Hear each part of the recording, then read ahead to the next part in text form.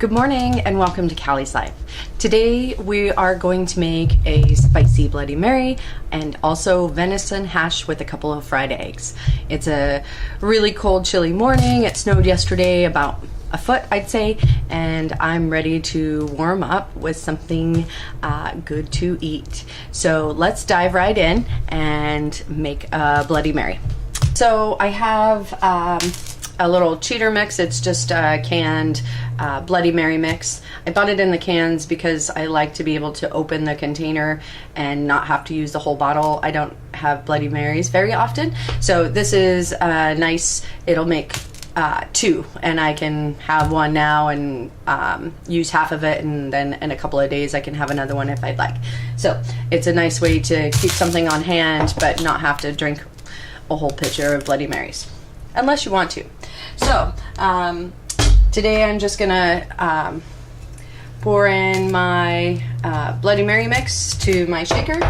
I'm going to add just a little bit of horseradish to that mix, some fresh ground pepper, and an ounce of my chosen liquor this morning, which is a silver tequila. You typically use vodka for Bloody Marys, but I'm going to switch it up. I like the Sauza silver tequila, so I'm going to make a tequila Bloody Mary. So anyway, that in there, and I'm just going to shake it up a little.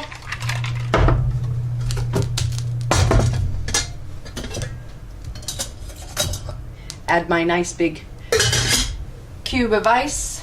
I've dressed my cocktail with a couple of green olives, celery, bacon, and a nice lime slice.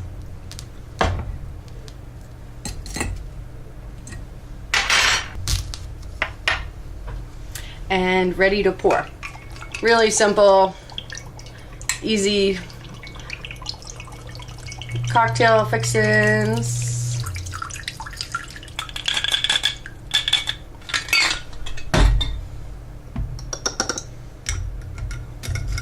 If you like it spicier, add a little more of the horseradish and pepper.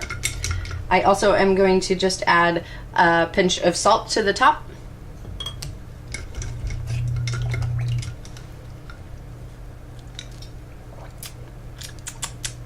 Yummy. Nice cocktail to have while I'm cooking. Okay, so let's move on to venison hash. Now I have,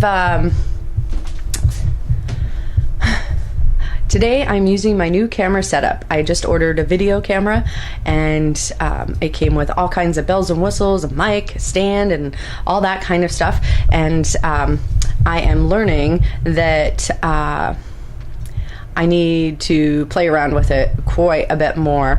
I videotaped this whole episode and somehow did not record any of it, so some of the scenes may be a little sped through because I have most of the stuff already prepped and chopped, but I'll try to go through each step with you so that you can see how I did it. Okay, so on my cutting board I have chopped up venison.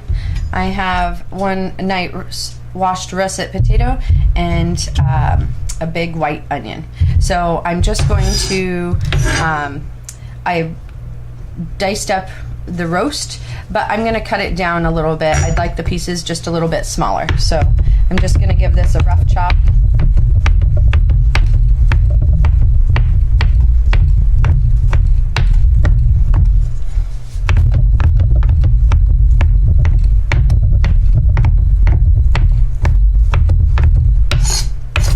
Okay, so that should be good. I've added a little bit of fat to this as well because the venison is very, very lean.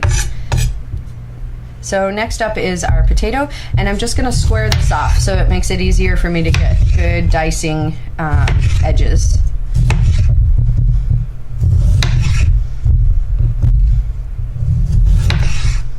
Now I'm not gonna throw away any of these. I can make maybe some potato skins, or when I make mashed potatoes, I can also just chop this in. I like the skin in mashed potatoes, and so does Chad, which is great.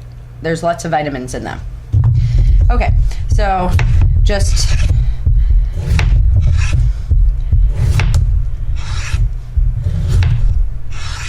slicing this up. I have a nice squared off piece, and that'll help to make nice diced cubes. I'm gonna turn it one more time, cut it the other way.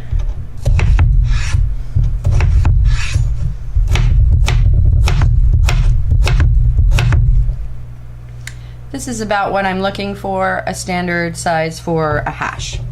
A nice diced potato.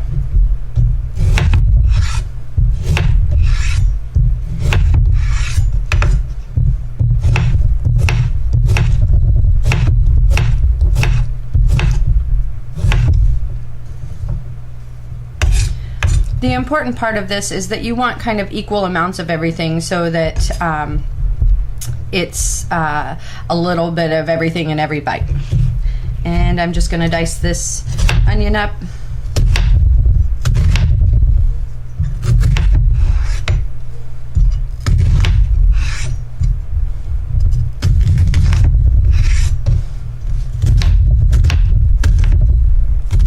I think I need to sharpen my knife. This is getting a little hard to cut.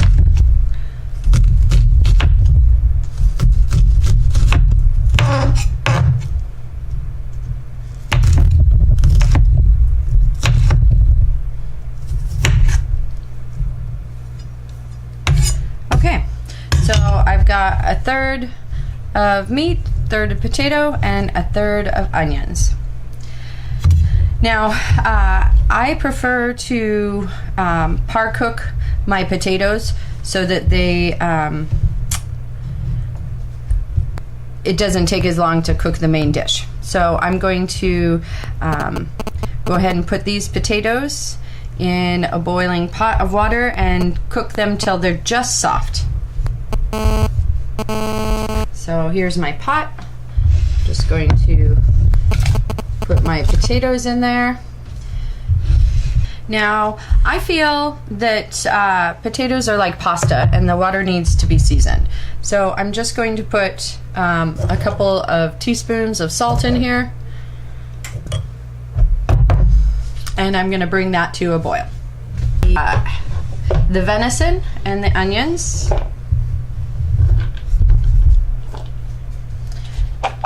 And I'm going to season this up and then add the potatoes after they're done cooking. Okay, so I'm just going to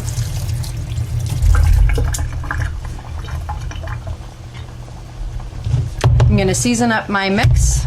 I have adobo, and I'm just going to sprinkle a little bit over the top. Dash of cumin, some red pepper. If you don't like this spice or it's too spicy, then just don't put that one in. Now I'm going to put a generous amount. I'm just going to cover the top with granulated garlic. That looks good. Some granulated onion.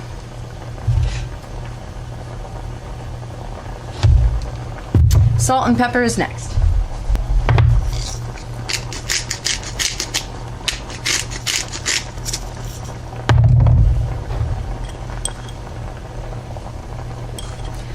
And I'd say that's about a teaspoon.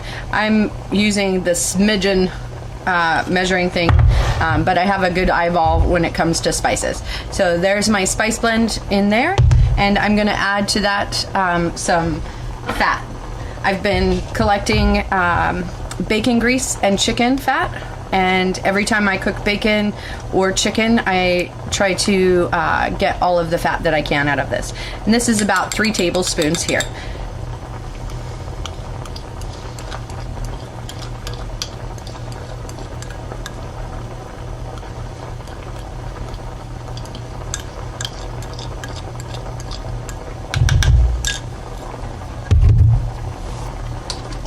Our potatoes are coming to a boil. I'm just going to check them real quick. If they're tender, then I'll go ahead and pull them out. They need just one more moment. Okay, So I'm just going to incorporate the oil with the seasonings, the venison and onions. Looks pretty good. Now, since venison is so lean, you need to add in much more fat than you'd think. And this looks nicely coated, and I may even add a little bit more after the potatoes absorb some, and then we'll use some bacon grease to cook everything in to get it nice and crispy. Okay. So potatoes are done. I'm just going to drain them in a colander. When draining steamed vegetables, just make sure to pour away from your face, otherwise you'll have a nice facial and possibly get burned. So just be careful when operating steam in the kitchen. Okay, so just gonna let that drain off a little bit, and then add them right to this mixture. Mix in. Okay, so that looks pretty good. Now I'm just gonna get a pan and get it nice and hot on the stove. I'm gonna cook this on a medium-high temperature. I have some more bacon grease that I've been collecting, and I'm just gonna put that right in the pan.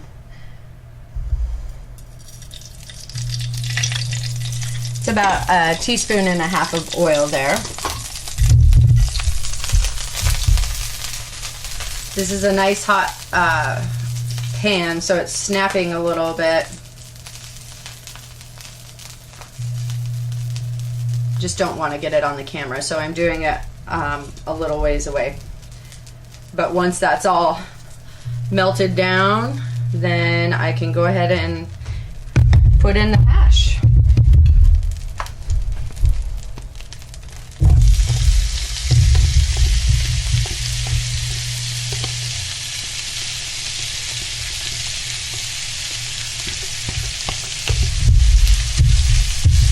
And I'm just going to spread this out real evenly so that everything gets to the cooking surface, and we'll get a nice browning.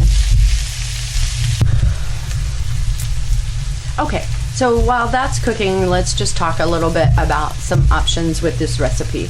If you don't have venison, then use a different kind of meat.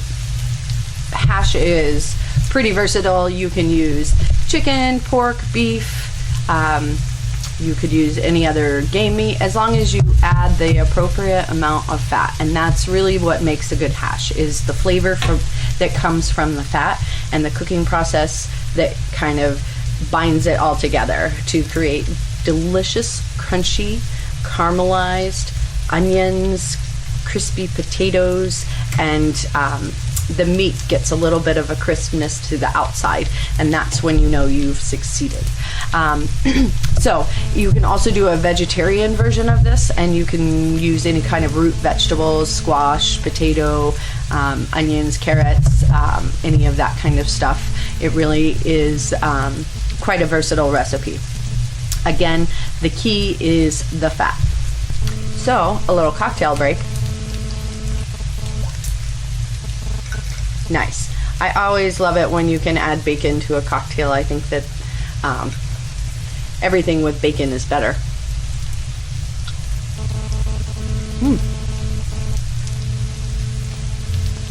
Yummy. Okay, so I am using a new video camera. You may have been able to tell if the quality seems a little better, but I am really gonna have to be playing with this. I had been using my phone. Let me show you my little setup.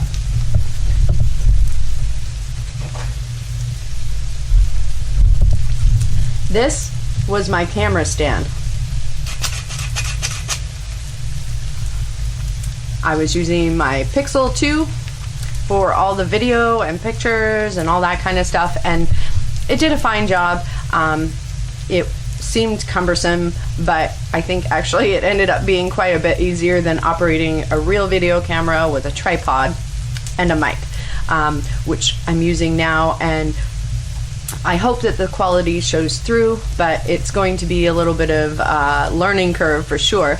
I've already had to adjust everything and re-record and all that kind of stuff. So anyway, if you have any feedback on the quality, if you are noticing that it's even better, then please let me know, because it was a little bit of a purchase, and I just wanted to create a little better quality for the videos and be able to do a little bit more than just what I could do with my phone. So anyway, let's peek in on the hash. It's getting crisped up nicely. Okay, so that's sizzling away. The potatoes are becoming more soft. The oil content looks really nice.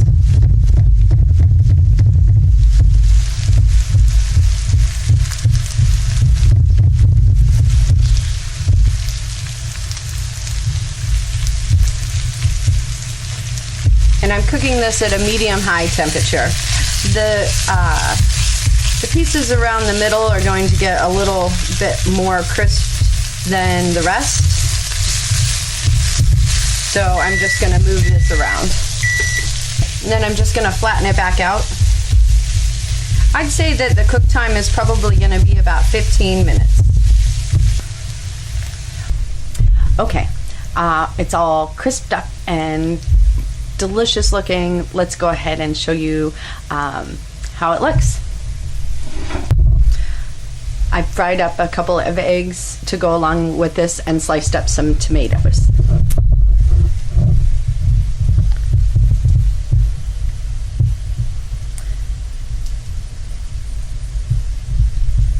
I hope you enjoyed this episode of Cooking with Callie, and if you like it, subscribe, comment below if you have any questions.